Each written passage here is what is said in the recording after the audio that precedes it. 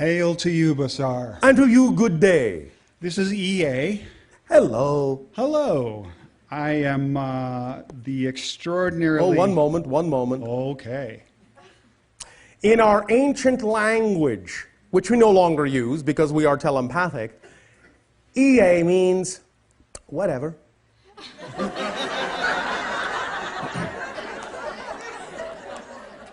Really, more precisely, it means it could go any way at all.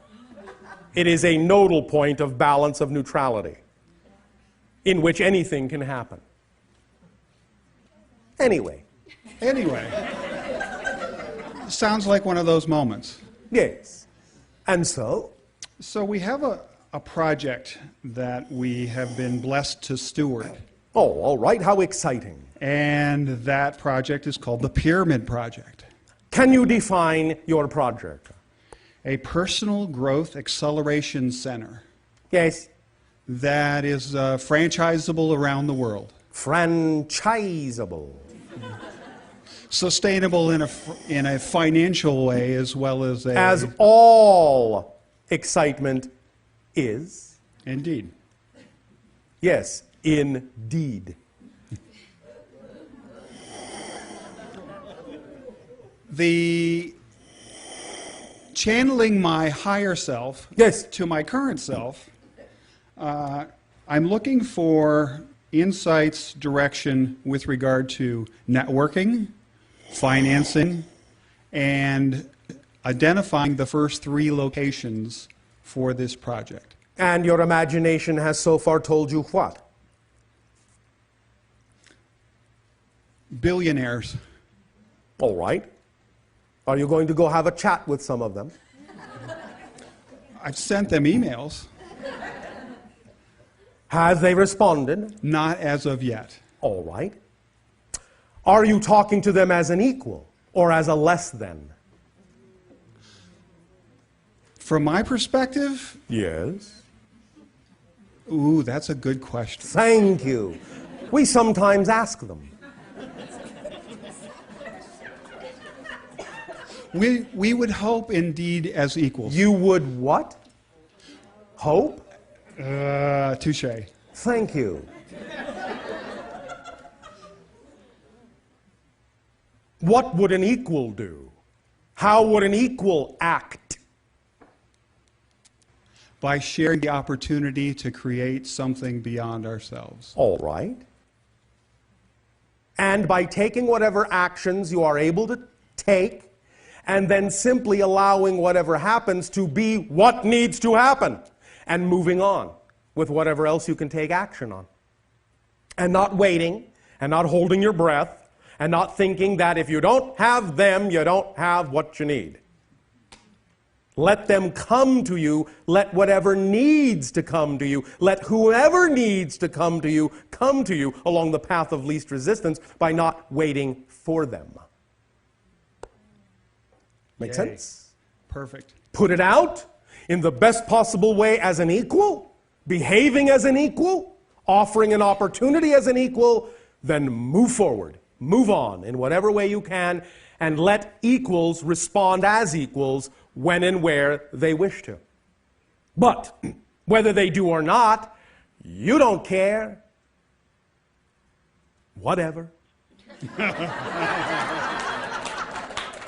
I have done what I need to do to express who I know I am. I don't do that because I think I will get a particular result. That's conditional. I do it because that's who I am. I can't help myself. It's unconditional regardless of anyone else's response. That's just who I am, and that's just what I gotta do. Not because I expect a certain reaction to it. But if I just do what I gotta do, I know the appropriate response will be there, even though it may be different than what my physical mind thinks it ought to be. Pay attention to this idea, because this will really kick you to another level. Many times we know that many of you visualize the idea of your ideal reality. That's all well and good. But many of you are under the misguided assumption that that picture in your mind of the ideal reality is as good as it can get. From the higher mind's perspective, that's just the beginning. So why insist that the reality has to manifest only to the best that your physical mind can picture it, when in fact, that is just the starting point for the higher mind, and let the higher mind bring you something even better than you could possibly have imagined. Yes. You can use that as a template, as a starting point, but don't insist that that picture in your physical mind is as good as it can possibly be, because it's not. And the idea also is to understand that the physical mind is not designed to know how something is going to happen. It's only designed to know how something is happening and has happened. It doesn't have the ability to know how something is going to happen. The higher mind does that job. So all the physical mind has to do is say, this is what I believe is representative of the vibration of my true self. This is my preference as a state of being. Even though you have a representational picture, that's just a template. It's just a symbol to let the higher mind know you're in the proper state of being to receive whatever the higher mind will then attract to you, however it needs to, without you thinking you have to know how and trying to make it happen. Because when you try to make it happen the way the physical mind thinks it needs to happen, that's when the higher mind crosses its arms, taps its foot, and waits for you to get done doing a job you're not supposed to do. And let it do its job. Say, this is representative of the state of being. Just be in the state of being, and then allow the higher mind to bring it to you in whatever way, shape, or form it knows is best for you at that moment. Make sense? Yes. This is how to use energetic physics and how to form a relationship with higher mind, with physical mind, through the idea of the brain that functions in a way that allows you to be a harmonious whole person. Because to be a whole person, you have to have physical mind and higher mind working in tandem in harmony. Otherwise, you're just, in a sense, half a person. So, allow yourself to act on your excitement by all means.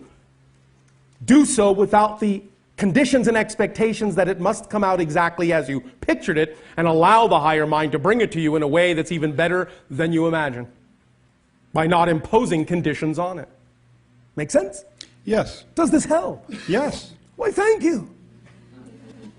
Is it in the highest spiritual purpose and good with regard to this project that I maintain an active role as its steward, or to hand it off? Does it excite you more to be the steward than to hand it off, or vice versa? Oh, indeed, to be the steward. Well, now, even if you wind up not being the steward, the idea is that if that's what excites you right now more than any other choice, the point is, continue to act and take action in that direction. And if it actually is representative of your excitement that you ought not to be the steward, then moving in that direction will ultimately bring about a situation that will show you something else is more exciting. So in any case, the idea is that if you act on your excitement, it is not only the driving engine, but it is also the organizing principle that will actually demonstrate and reflect to you what actually really needs to be done by you and what doesn't need to be done by you. It's a self-contained, self-reflective, self-perpetuating process. But in the moment, if what you think is exciting is the only thing you can imagine is exciting, take action in that direction, because sometimes it's not about the fruition of that thing, it's about simply moving in that direction to put you where you need to be. And then something else may become more obvious, but you can't see that obvious thing if you're not in that state of being. And the only way to get into that state of being is to take that action in the direction of your excitement. And this is why we suggest you to read the book, The Higher Mind Calling, so that this idea gets cemented in your subconscious mind. Am I making some sense? Absolutely. Does that help you? Yes. Why, thank you. Laughter, love, and light to you. Happy steps to you. Thank you.